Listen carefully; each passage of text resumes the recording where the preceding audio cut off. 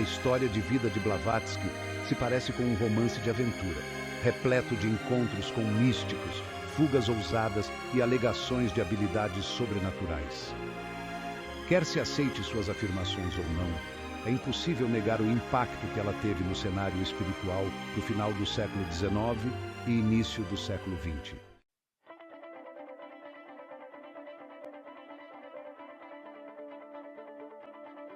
A sociedade teosófica rapidamente ganhou força, atraindo pessoas de diversas origens, desiludidas com as religiões tradicionais e que buscavam uma abordagem mais espiritual da vida. Os ensinamentos de Blavatsky, com ênfase na fraternidade universal, autodescoberta e busca pela sabedoria, ecoavam profundamente nesse movimento espiritual crescente. As reuniões espirituais da época eram vibrantes e cheias de discussões fervorosas sobre o significado da vida, a natureza da alma e o propósito da existência. Blavatsky, com sua vasta experiência e conhecimento, tornou-se uma figura central nessas discussões. Ela se tornou uma palestrante requisitada, cativando o público com seu carisma e habilidade em explicar conceitos espirituais complexos de forma acessível. Suas palestras não eram apenas informativas, mas também inspiradoras, incentivando muitos a embarcar em suas próprias jornadas de autodescoberta. No entanto, suas visões pouco convencionais e alegações de fenômenos sobrenaturais também atraíram críticas e ceticismo. Muitos a viam como uma visionária, enquanto outros a consideravam uma charlatã. Sem se abalar com a controvérsia em torno de si, Blavatsky continuou a escrever e palestrar extensivamente. Seus escritos eram profundos e abrangentes, cobrindo uma vasta gama de tópicos espirituais e filosóficos. Ela viajou o mundo espalhando a mensagem da teosofia e estabelecendo filiais da sociedade na Índia, Inglaterra e outras partes do globo. Suas viagens eram tanto uma missão de disseminação quanto uma busca pessoal por conhecimento e compreensão. Suas viagens não eram apenas para disseminar seus ensinamentos, mas também para continuar sua própria exploração espiritual. Blavatsky mergulhou no estudo das religiões orientais, particularmente o hinduísmo e o budismo, encontrando paralelos entre seus ensinamentos e a sabedoria ancestral que ela acreditava estar no cerne de todas as tradições espirituais. Ela acreditava que todas as religiões do mundo compartilhavam uma verdade subjacente comum, uma sabedoria antiga que havia sido esquecida ou distorcida ao longo do tempo. Blavatsky via a teosofia não como uma nova religião, mas como uma síntese de verdades ancestrais. Ela acreditava que, ao estudar e compreender essas tradições antigas, as pessoas poderiam redescobrir a sabedoria perdida e aplicá-la em suas vidas modernas. Ela via a teosofia não como uma nova religião, mas como uma síntese de verdades ancestrais que haviam sido esquecidas ou distorcidas ao longo do tempo. Através de seus ensinamentos, Blavatsky esperava inspirar uma nova era de iluminação espiritual, onde as pessoas pudessem viver em harmonia com a sabedoria antiga e encontrar um propósito mais profundo em suas vidas.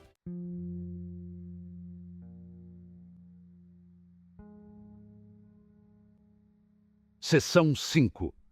Uma tapeçaria global de influências.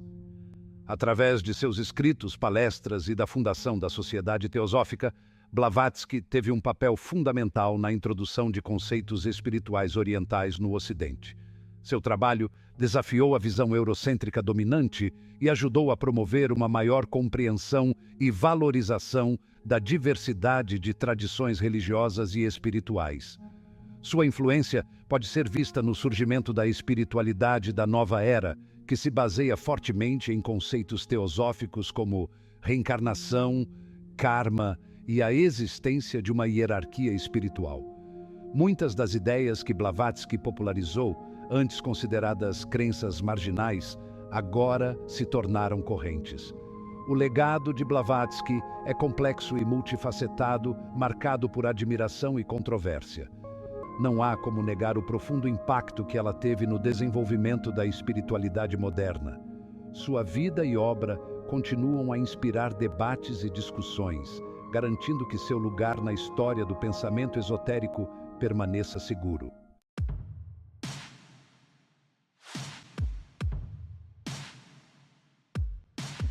Seção 2. Uma criança de contrastes. Apesar do estímulo intelectual de sua educação, Helena se irritava com as restrições impostas a ela como uma jovem na Rússia do século XIX. Desde cedo, ela demonstrava uma curiosidade insaciável, devorando livros e questionando tudo ao seu redor. No entanto, a sociedade em que vivia não estava preparada para uma mente tão inquisitiva e livre. A expectativa de uma vida confinada à domesticidade e ao decoro social era sufocante para seu espírito independente. As tarefas domésticas e as conversas triviais não conseguiam prender sua atenção. Ela se sentia como um pássaro em uma gaiola dourada, ansiando por voar para além das fronteiras impostas pela sociedade. Ela ansiava por uma vida menos comum, uma vida onde pudesse explorar o mundo e mergulhar nas questões enigmáticas que consumiam seus pensamentos. Helena sonhava com aventuras em terras distantes, com a descoberta de culturas exóticas e com a resolução de mistérios antigos. Sua imaginação a levava a lugares onde poucos ousavam ir. Essa inquietação, esse desejo por algo além do convencional, se tornaria uma característica definidora da vida de Helena. Ela não se contentava com respostas fáceis ou com a aceitação passiva das normas estabelecidas. Sua mente estava sempre em busca de algo mais profundo, algo que pudesse dar sentido ao caos do mundo. Seu lado rebelde se manifestou desde cedo.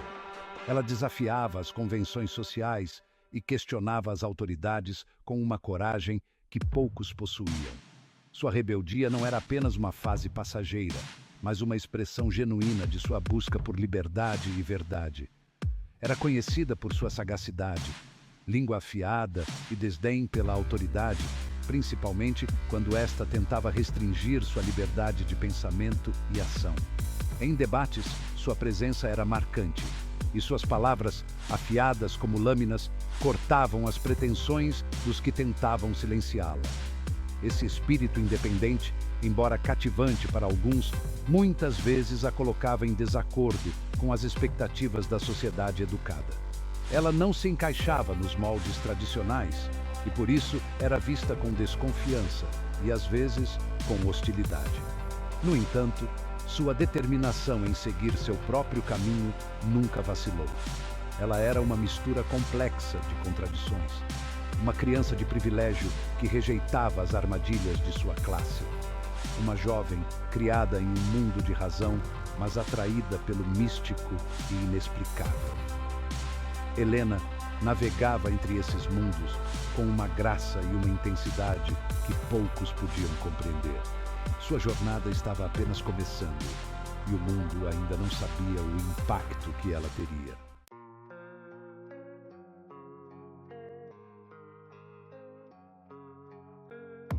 Ao florescer como mulher, o desdém de Helena pelo caminho prescrito só se intensificou. Ela rejeitava os pretendentes considerados adequados por sua família, recusando-se a ser tratada como um peão em um jogo de ascensão social e progresso econômico. O casamento, como lhe foi apresentado, parecia uma jaula, talvez dourada, mas mesmo assim, uma jaula. Ela ansiava por uma vida com propósito, dedicada a algo maior que ela mesma, algo que lhe permitisse explorar as profundezas do seu ser e os mistérios do universo. Sua família, acostumada às suas excentricidades, inicialmente descartou seus pronunciamentos como uma rebelião juvenil, uma fase passageira. No entanto, a convicção de Helena era profunda. Ela vislumbrara um modo diferente de ser. Uma vida dedicada à busca do conhecimento e da iluminação espiritual. Devorou livros de filosofia, religião e ocultismo. Com a mente em chamas com questões sobre a natureza da realidade, a existência de um poder superior e o propósito da existência humana.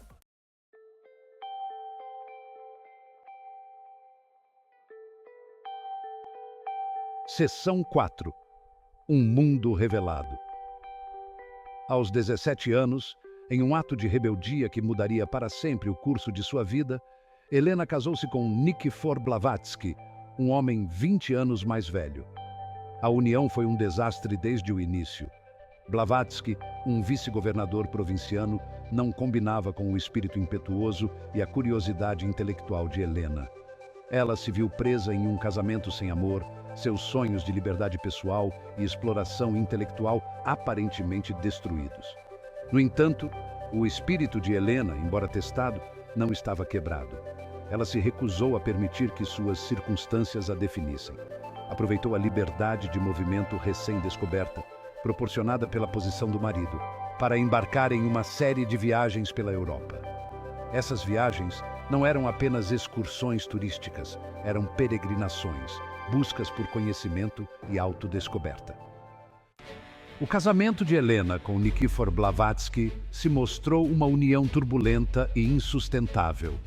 Presa a um senso de dever e às expectativas sociais, ela inicialmente tentou tirar o melhor proveito da situação. No entanto, seu espírito aventureiro e sua sede de conhecimento não podiam ser contidos dentro dos limites do círculo social e das ambições do marido. Ela ansiava por uma vida menos comum, uma vida onde pudesse explorar o mundo livremente e perseguir seu crescente interesse pelo conhecimento esotérico. Após vários anos de casamento, Helena tomou a ousada decisão de buscar a separação, um passo arriscado para uma mulher de sua época. Deixando para trás a gaiola dourada de sua vida de casada, ela embarcou em uma série de viagens que a levariam muito além das paisagens familiares de sua juventude. Essas viagens não eram apenas fugas de um casamento infeliz, eram peregrinações, movidas por um anseio profundo de compreender a natureza da realidade e seu lugar dentro dela.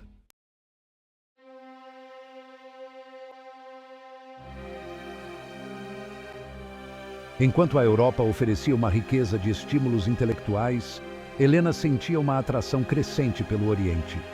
Era como se as respostas que procurava estivessem escondidas nas tradições ancestrais da Ásia. Em meados do século XIX, o Oriente exercia um fascínio particular sobre os ocidentais, um misto de mistério e exotismo que incendiava a imaginação. Para Helena, no entanto, essa atração era mais profunda do que mera curiosidade. Era um chamado, um senso de destino guiando seus passos. Suas viagens a levaram pelos mercados vibrantes de Constantinopla, pelas majestosas pirâmides do Egito e pelos templos serenos da Índia. Ela mergulhou nas culturas locais, estudando religiões e filosofias orientais, aprendendo novos idiomas e se envolvendo com mestres espirituais e místicos. A sabedoria milenar do hinduísmo e do budismo a atraía de forma especial, repercutindo em suas próprias percepções espirituais que floresciam.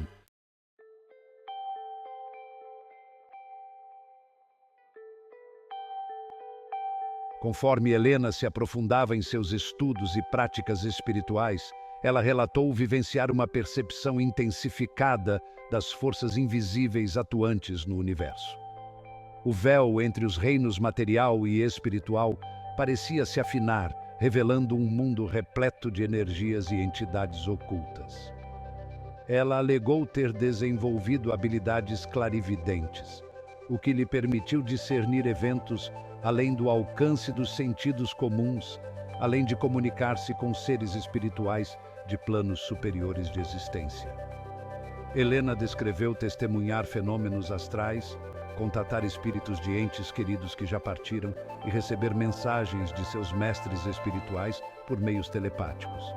Embora essas experiências possam parecer fantásticas para alguns, elas eram muito reais para Helena, moldando sua visão de mundo e solidificando sua crença na interconexão de todas as coisas.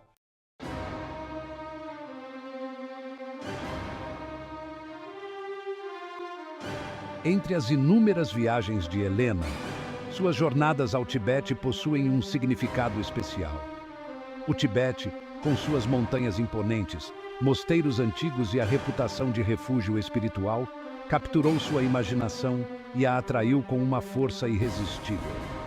Ela via o Tibete como uma terra onde a sabedoria ancestral ainda se mantinha viva, um lugar onde se conectar com mestres espirituais avançados e aprofundar sua compreensão das verdades ocultas do universo. Suas viagens ao Tibete não eram fáceis.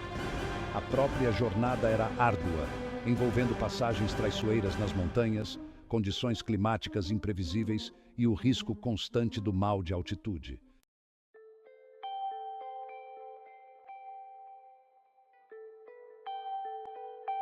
Durante sua estada no Tibete, Helena alegou ter sido iniciada em uma irmandade secreta de adeptos espirituais, indivíduos que alcançaram um alto nível de desenvolvimento espiritual e que trabalhavam nos bastidores para guiar a evolução da humanidade. Ela se referia a esses adeptos como mestres da sabedoria e acreditava que eles eram os guardiões de um conhecimento ancestral transmitido através dos tempos. Esses mestres, segundo ela, possuíam habilidades extraordinárias, incluindo clarividência, telepatia e o poder de controlar as forças da natureza. Atuavam como guias e mentores para aqueles que buscavam a iluminação espiritual, influenciando sutilmente os acontecimentos mundiais, direcionando a humanidade para um futuro mais promissor.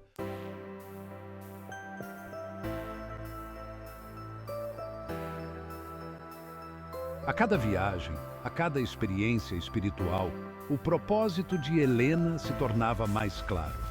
Ela sentia uma urgência crescente em compartilhar o conhecimento adquirido, em desafiar a visão materialista dominante no Ocidente e oferecer uma alternativa espiritual ao dogma e à rigidez da religião organizada. Helena começou a escrever e a dar palestras públicas, compartilhando suas percepções sobre as religiões orientais, a filosofia esotérica e a história oculta da humanidade. Suas palestras eram recebidas com uma mistura de fascínio e ceticismo. Alguns se encantavam com seu carisma, seu vasto conhecimento e suas afirmações intrigantes sobre fenômenos psíquicos. Outros a rejeitavam como charlatã, fantasiosa ou simplesmente uma mulher iludida.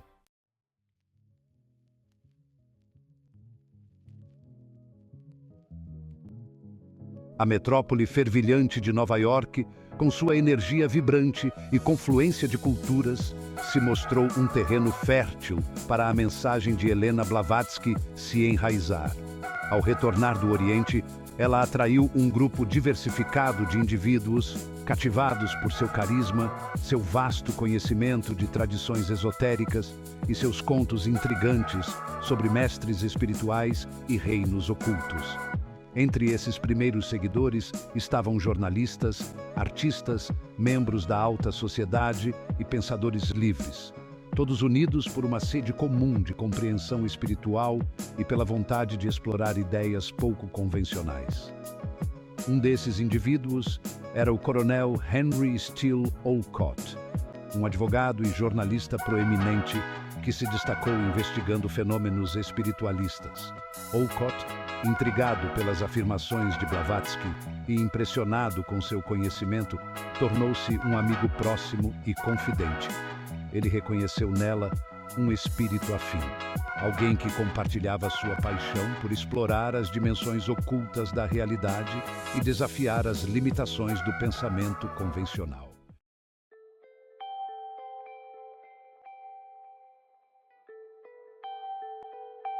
Conforme o círculo de influência de Blavatsky se expandia, crescia também a percepção de que uma estrutura mais formal era necessária para dar suporte aos seus objetivos em comum. Eles vislumbravam uma organização que oferecesse uma plataforma para seus ensinamentos, um espaço onde indivíduos pudessem se reunir para estudar, debater e explorar as verdades ocultas do universo. O desejo era criar um ambiente livre dos dogmas e da rigidez das religiões organizadas, um local onde cada um pudesse embarcar em sua própria jornada espiritual, guiado pela razão, intuição e um profundo respeito pelas tradições de sabedoria de todas as culturas. A ideia da sociedade teosófica surgiu organicamente dessas aspirações. O termo teosofia, derivado das palavras gregas theos, divino, e sofia, sabedoria, encapsulava a crença central, a existência de uma sabedoria divina universal subjacente a todas as religiões e filosofias. Uma verdade oculta acessível a todos que a buscassem com sinceridade e mente aberta.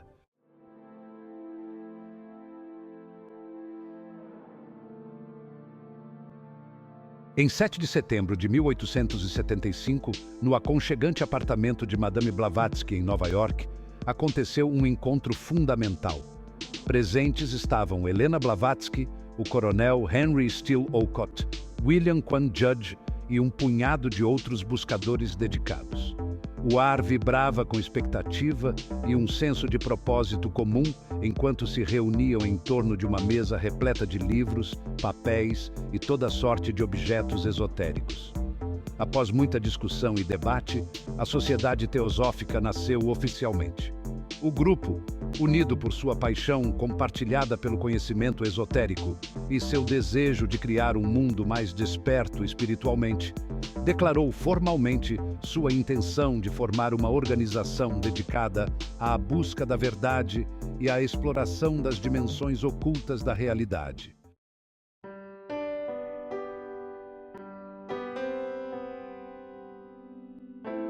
A Sociedade Teosófica, embora fundada nos princípios da fraternidade universal e da busca da verdade, não impunha um conjunto rígido de crenças ou práticas. Em vez disso, incentivava seus membros a embarcar em suas próprias jornadas de autodescoberta, guiados pela razão, intuição e um profundo respeito pelas tradições de sabedoria de todas as culturas. Blavatsky, Olcott e Judge, no entanto, delinearam vários conceitos fundamentais que formaram a base filosófica do movimento. Central para a teosofia era o conceito de reencarnação, a crença de que a alma passa por uma série de nascimentos, mortes e renascimentos, evoluindo através da experiência e buscando a perfeição espiritual. Essa visão cíclica da vida oferecia uma estrutura para compreender as complexidades da existência humana, os desafios e triunfos, as alegrias e tristezas, tudo visto como oportunidades de crescimento e aprendizado na jornada evolutiva da alma.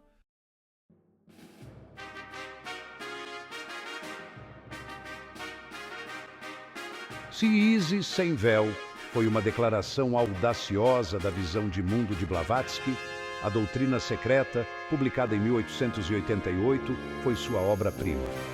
Um trabalho extenso, complexo e muitas vezes desafiador que buscava sintetizar ciência, religião e filosofia em uma compreensão coesa do universo e do lugar da humanidade dentro dele. O livro, com o subtítulo A Síntese da Ciência, Religião e Filosofia, apresenta uma grande narrativa da evolução cósmica, traçando as origens do universo e a descida do espírito à matéria. Em A Doutrina Secreta, Blavatsky mergulha mais fundo no conceito da tradição da sabedoria ancestral, alegando revelar uma história oculta da humanidade que remonta a milhões de anos. Ela descreve uma série de raças raiz, cada uma com suas próprias características e trajetória evolutiva, culminando na atual quinta raça raiz. Blavatsky explora o conceito de hierarquias espirituais, descrevendo uma vasta rede de seres, de anjos e devas a mestres da sabedoria, que guiam e influenciam a evolução humana nos bastidores.